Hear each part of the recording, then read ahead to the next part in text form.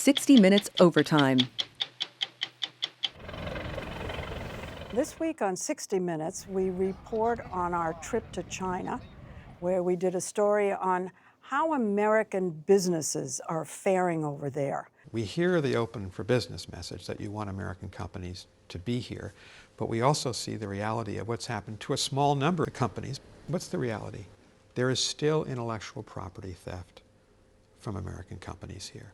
We spoke with the U.S. ambassador to China, Nicholas Burns, and he said that overall, the Chinese economy is sputtering. Most economists are now projecting that instead of 8 or 9% growth, they'll be at 2, 3, 4% growth, maybe even lower in the next decade. Can they support their society if it's that low? That's going to be difficult for them. And in addition to that, Chinese people largely have their wealth in their apartment that they own. And if those valuations decrease, that's a problem for the economy. What do you mean if? Well, we over the long term. 10 years ago. We did a story about 10 years ago. Rows and rows and cities of empty buildings. We found what they call a ghost city of new towers with no residents, desolate condos, and vacant subdivisions, uninhabited for miles and miles and miles and miles of empty apartments. Why are they empty? I've heard that they have actually been sold. They've all been sold. They've all been All sold. been sold. Absolutely. They're owned. Owned by people in China's emerging middle class who now have enough money to invest, but few ways to do it. Well, the ripples coming out of that, let's say, bubble that finally burst, have really hurt the Chinese economy. People lost life savings that they had put into these apartments that they never were able to live in, and therefore they can't spend money. They don't have money to spend on consumer goods. All of this has rippled out to really hurt growth. We spoke to a businessman from Germany, Jörg Wittke, who's been in China for 30 years. The developers owe their customers that paid up to the magnitude of $1 trillion US. So if I did a down payment Yes. on one of these apartments, Right. will I ever see that money? No, you will not see the money. On top of their economic problems, they have demographic issues. The repercussions of their one-child policy are really being felt. When we went to the number 10 high school here, with its 7,000 students, the problem jumped right out at us. You can see there are many more boys than girls. Just look. Look at all the boys.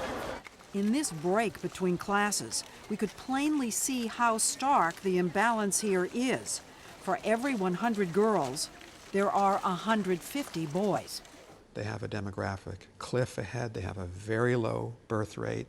That over time, maybe not this year or next year, into the 2030s is going to be a big economic problem. They'll have more people retired and fewer people Why is working. the birth rate so low, do you think? Because young people either can't find jobs or are still living with their parents because they don't have the money to be married, because young people maybe are choosing a lifestyle where they're not prioritizing kids because they want to prioritize their careers. There are a lot of different factors that go into this. Hi there. This was different from the other times I've been there reporting because we didn't have a government minder. And this is the Shanghai Tower. It's the tallest building in China. It's the second We tallest. went in at the invitation of the U.S. ambassador. The Chinese authorities pretty much left us alone, except there were cars following us.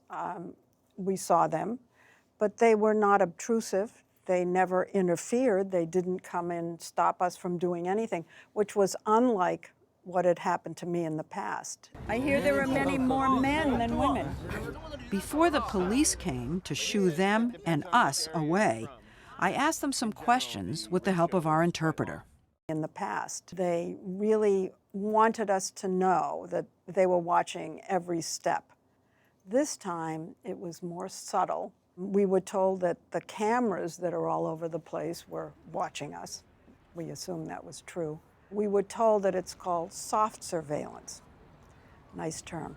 We were told that the government tried to shut down some of the interviews we had set up with Chinese businesses But in the end, we still got to do the reporting on the ones that had agreed to talk to us originally. The government of China right now is focused on their economy like a laser.